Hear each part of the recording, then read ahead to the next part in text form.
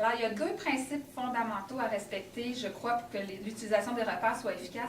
La première, c'est de présenter les pancartes avant de les afficher. Donc, quand l'élève rentre en septembre, il n'y a pas de pancarte sur les murs. Au fur et à mesure, une semaine, on en présente une, il y a une activité autour de cette notion-là, puis on l'affiche. Ensuite, ce qui est très important, c'est au fur et à mesure qu'on enseigne, d'y référer souvent. L'élève est aux prises avec des difficultés en conjugaison, bien, retourne-toi, regarde tes mots-codes.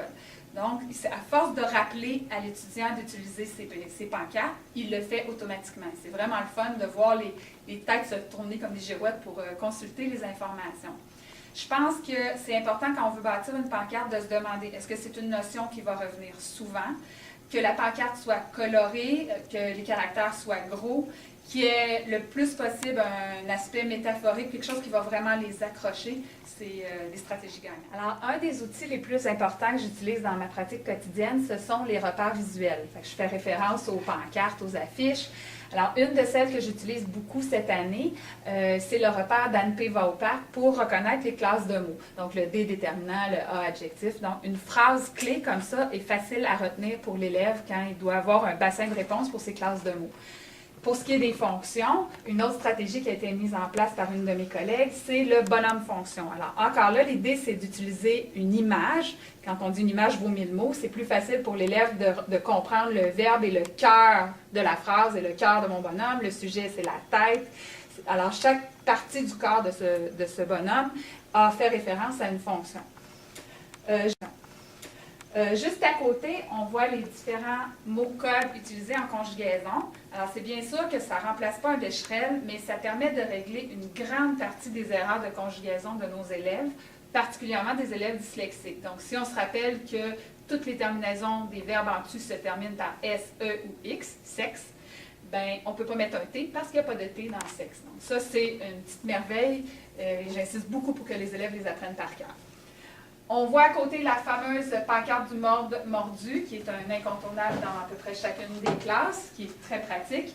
Et j'incite cette année particulièrement à retenir mordu, accent aigu. On voit l'autre côté, une autre innovation d'une de mes collègues, les mots malmenés.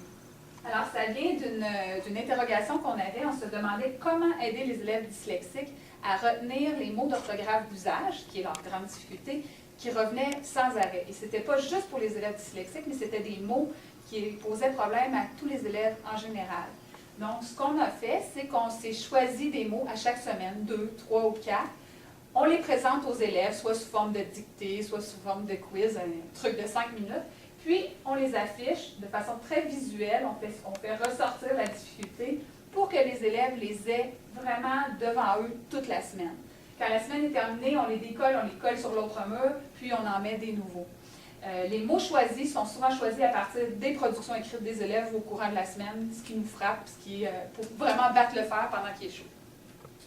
On aperçoit à côté une plus vieille pancarte, qui est l'ancêtre de Dante va au parc, c'est l'arbre des natures. Donc avant qu'on parle des classes de mots, on parlait des natures. Et les élèves n'arrivaient jamais à se rappeler ce qu'était une nature. Donc en leur demandant pour toi c'est quoi la nature, ben c'est un arbre.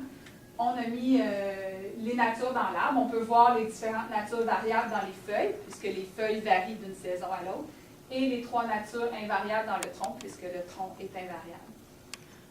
En dessous de l'arbre, on aperçoit le protocole d'autocorrection avec les couleurs et avec le profil scripteur qui vous sera présenté dans une capsule ultérieure.